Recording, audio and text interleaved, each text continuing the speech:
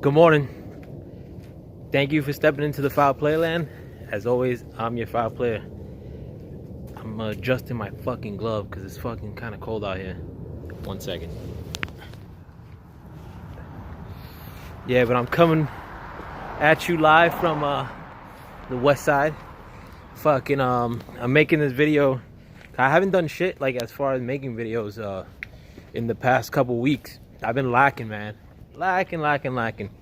But one of the reasons I've been lacking, and I mentioned in past videos, is because I'm in the process of fucking moving and like fixing my new house. Like I'm fixing my new house, packing shit up, getting ready to go to the new spot, like getting that shit inspected, painting the fucking ass.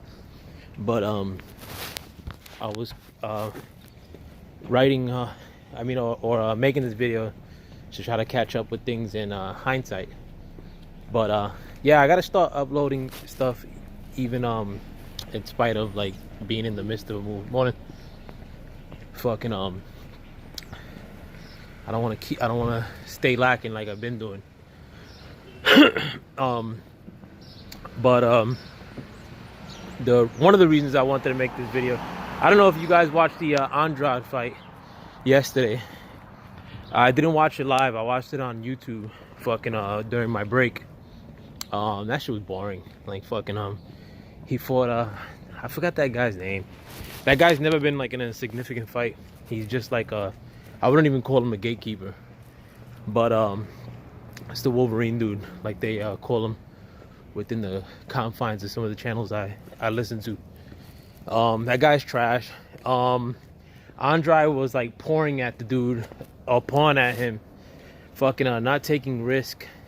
And it's kind of like one of the drawbacks of these new conglomerates of like fucking boxing federations, like with like the Zone and even PVC and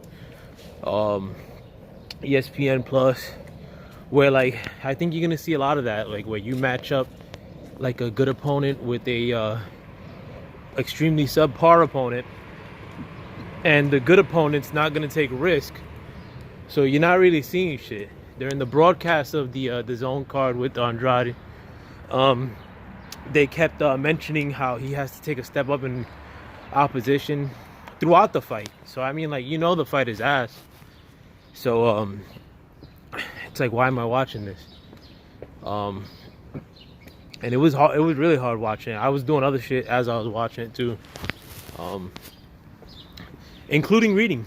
I was fucking reading this book, Fire and Blood. You know, fucking I don't gotta suffer through a bullshit match. Fucking But anyhow, yeah. So you know, and that's what all of these you know, big conglomerates of fight makers, you run that risk of shitty fights.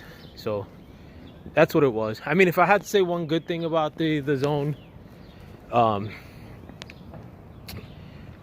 guess their way of doing shit, that they use that like ultra white, like light ring mat, like the floor of the ring, so you can see shit like kind of clear.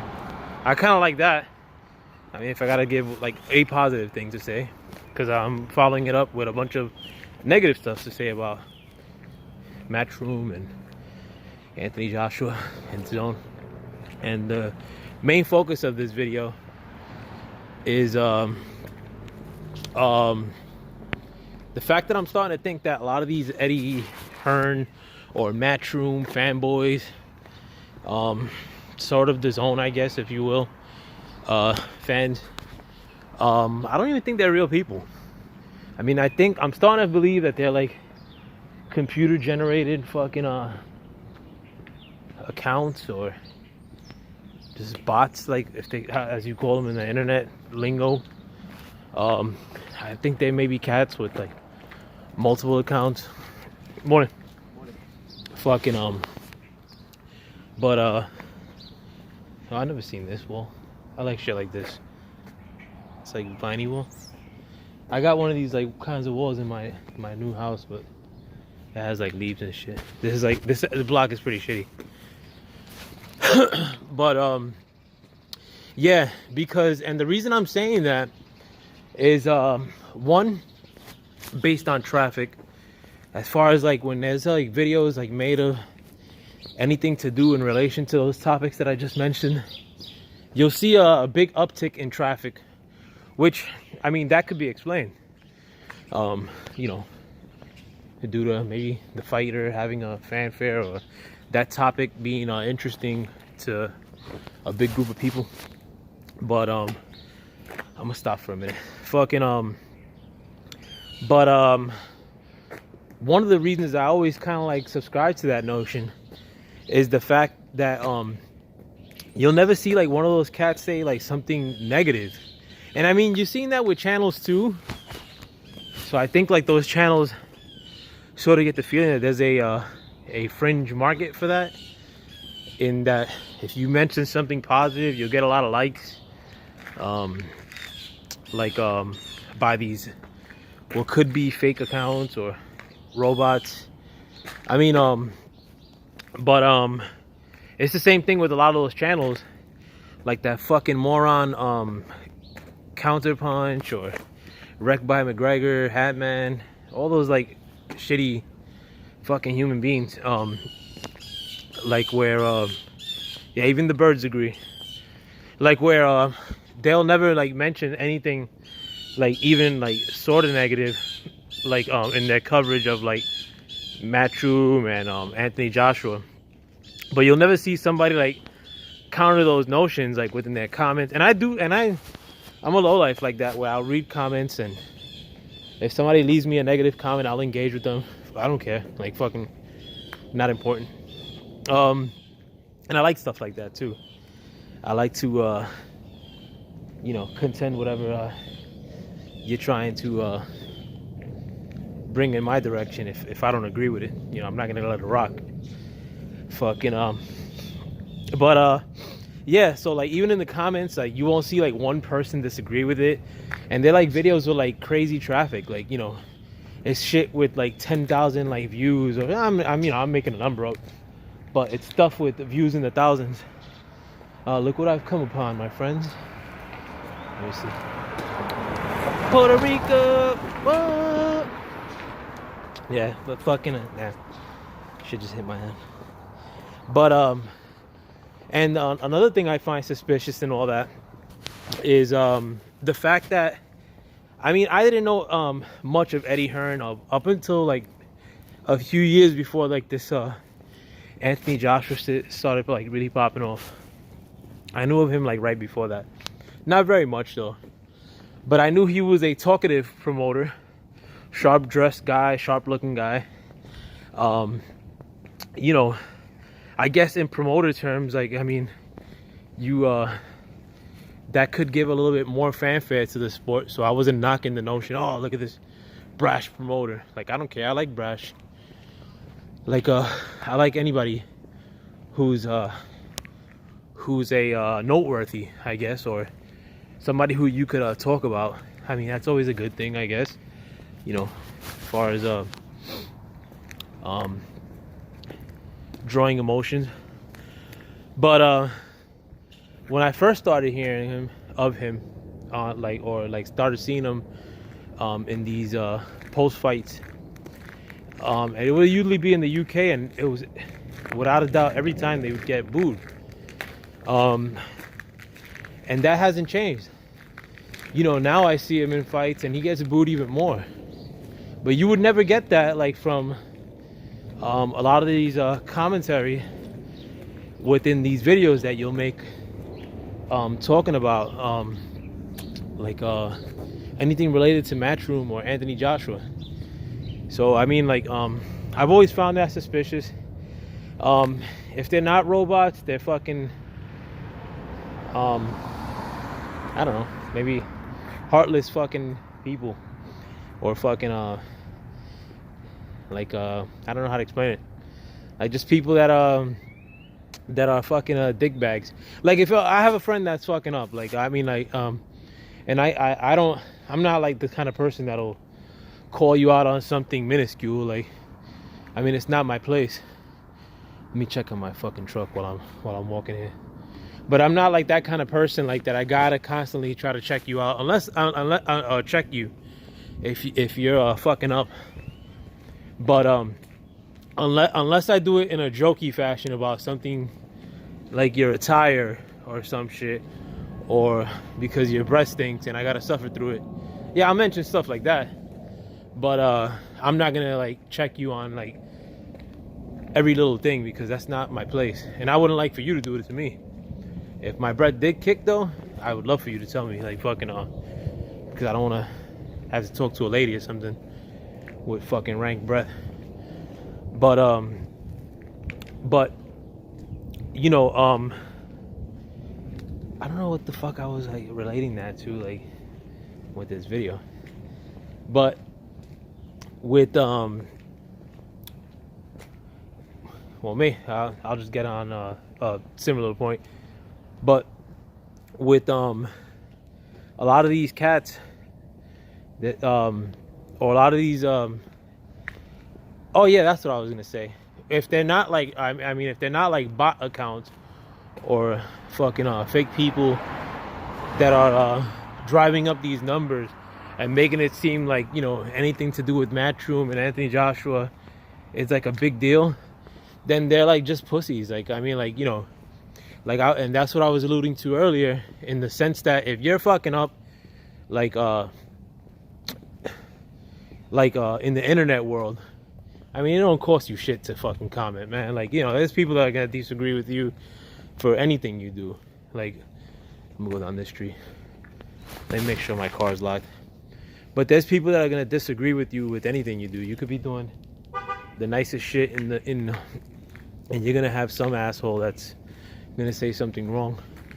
You could look through the girth of a fucking video that has anything to do with Matchroom, especially if you're like bigging it up, or if you're if it's something that where they lied clearly. Like, you won't find but one or two motherfuckers that like disagrees with it, or like that says anything like, hey, you know, I think you're bullshitting on this. And that's like a lot. And it's, you know, shit ain't ride or die like that, bro. Like, Matchroom ain't no fucking country, or Matchroom isn't your goddamn kid, you know. And I'll call my son out like for fucking up, you know. Like, you know, these people are just providing a product for you, and of late it's a subpar product, extremely subpar product. You know, you got these matches that are potentially coming up for Matchroom. With that best case scenario, it's gonna be Dillian White versus Anthony Joshua Part 2. Who gives a shit? I mean, second best is Jarrell fucking shit Miller against Anthony Joshua here in New York, which I felt like going to that fight just to fucking be a dick. Like, if they let me in with a sign or some shit, like, I don't know, just do some low life shit. You know, that's what Matchroom got lined up, or fucking Klitschko. Like, come on. Like, you know, and I like, you know, when they, like, lately, these past like couple days, like, they've been making like announcements in relation to Klitschko like signing to the zone. And even in like those comments, people were like hyping it up. Well, you know, Klitschko never looked that good until he fought Joshua. That Klitschko beat anybody in the like, shut up. Like, come on. Like, like, yo, like, stop being such a dick rider. Like, I can't stand, like, you know, co-signers and dick riders. It's like fucking just like an entourage mother. Like, you know, a lot of you guys, like, if you're like not a robot and you really do exist and have like fucking yellow blood pumping through your veins, like, fucking like, grab the day by the balls and fucking become a man, bro. Like, you know, if you see somebody who's like fucking up in the game, like, bro, you don't gotta ride for anybody like that, man. Like, you at best, if you are relating it to a real life person, because I know a lot of yous don't go out and see the sun and fucking walk the hood like I'm walking, but at the very best, you're a fucking entourage dude, bro. Like, you're like, I mean, and that's like that's even if you actually go out and meet with actual people or have sex. like fucking you know, like fucking like, but at the very best, your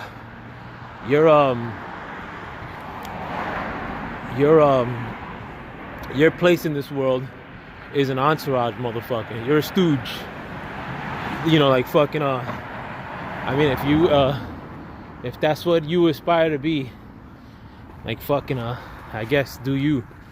But stay out of the way of real boxing talk. Stay out of the way of real motherfuckers like trying to make these fights.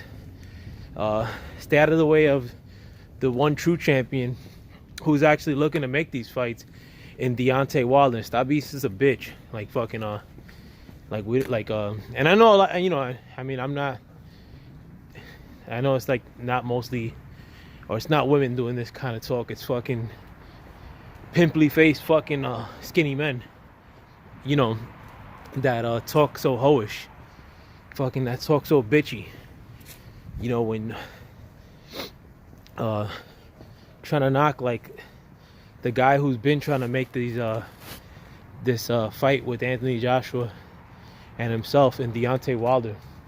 And in relation to that too, I mean, I was thinking about this when I was driving, but with the like right now they talked about, damn, this motherfucker left mad dog shit. Like, yo, it's like every dog shit in like one spot. Assholes. Actually, I don't pick up dog shit either, so I don't knock it. But when it comes to this 60-40 split for Anthony Joshua, in favor of Anthony Joshua to fight Wilder in the UK, I mean, it's a shitty split. You could tell that they're not really trying to make the fight, because fucking right now Anthony Joshua's stock has been declining for a couple of fights, not one fight, while Deontay Wilder's first foray into the pay-per-view market has made more money than Anthony Joshua's ever made in a fight. In addition to that, if he rematches Tyson Fury, that fight has potential to be even bigger than his past fight. So why like lower yourself to fight somebody in the UK where you're only gonna make money in the UK pay-per-view market, when you could take advantage of both pay-per-view markets in the US and the UK, and make a shitload of money. I mean, you might make more than double like what they just last made. They probably walked away with more than 20 million apiece. You know, I think Anthony Joshua, somebody online said that he made 15 million pounds for his fight against Klitschko. I mean, I'm not sure if that's true or not. It was an Anthony Joshua dick rider. So, I mean, a lot of those numbers are normally best case scenario, like when it comes to like anything relating to Anthony Joshua. So, who knows? But if you're trying to make that fight for April, like, why offer 60-40? You know, with either one of those guys. Like, to me, that was an offer made just to say you made an offer. And here's why. I think that if Deontay Wilder and or Tyson Fury agreed to that match, like right now, like today, they would find a way like to cop out of it. Because I don't care like what factors like pride or whatever have you, they're not gonna like let the pay-per-view market in the US, like they're not gonna leave it out, like or like even like compromise the pay-per-view market in the UK, and try to make a fight like for April in the UK. Like, I think if one of them like just buckled down and said fuck it, you know, I'll take that fight, that they would somehow find a way to finagle like themselves out of that fight and say, oh well, you know, that's a fight that, you know, we'd be wasting like a US pay-per-view opportunity, and like everybody would like fucking co-sign that, like the robots, and say, oh yeah, well, you know, it's just business, like and leave like a smiley emoji and like think they're doing something, and like, or like some fucking Nigerian account like doing the same shit, like fucking like Wilder talks like a thug. Like, shut up, bro, and you fucking girl. Like, shout out to the ladies, man. Like, fucking, this is the directed, my vitriol is directed at the girls. The fucking the dudes that act hoey. So I'm gonna break out with that, but fucking I sorry for fucking lacking. I'm gonna try to make some more videos, like fucking more regularly. And another thing too, man, I haven't been making a lot of videos because I do a lot of stuff like with prospects, like college football and all that shit, and like fucking and like that's kind of like my hobby, man. Like I don't even make videos of that stuff. So this is like the time where I like watch a lot of prospect material, like, or videos about like prospects, and I'm just wasting time doing that, like a lot of times during my free time. Or another thing too is that since I've been doing this house thing and I go to school and I fucking work, you know, if I do a video in like the 2 fucking seconds that I have available, I'm like just fucking beat, bro. Like a lot of times I'll go to the house for like fucking 8 hours after work and after school, and then I'll sleep like literally like fucking 45 minutes or some shit, you know, like fucking so I mean I want you to get the best of File Player, like fucking well, you know, I'm not gonna go live like at some, like, you know, like I've done like, anytime I've done live like with like no sleep. Like if I've done, like, the only time I've done live like on somebody else's shit, which was Cali Enigma, shout out to Cali Enigma, and World Breaker, shout out to World Breaker. I think I did somebody else's shit too, but all those times I've like ran on like 0 sleep and fucking I've done live. But I want to be sharp, like, and I want to like generate some sort of like fucking like some sort of real subscriber base before I start going live. I think I'd rather go live than like do videos like I did today, to be frank. Like I want to get to the point where someday I'll be going live and not talk to myself. Yeah, man. But shout out to Michael Johnson, shout out to Lowe's Dawkins P, fucking shout out to the whole LDBC. Fuck Matchroom. Shout out to who else? Shout out to Best Fight the Best. Fucking to Fanan. Shout out to Ron Finkley. Like fucking like the pillars of the LDBC, Gregory Wyatt. Like all of y'all, man. Like shout out to you if you're a real boxing fan. And that to all you fucking hoey ass fucking, I don't know, like dudes. Alright, so thanks for watching, and I hope you enjoyed this video. Subscribe if you haven't. Peace. Taking off the fucking glove again, man. My bad.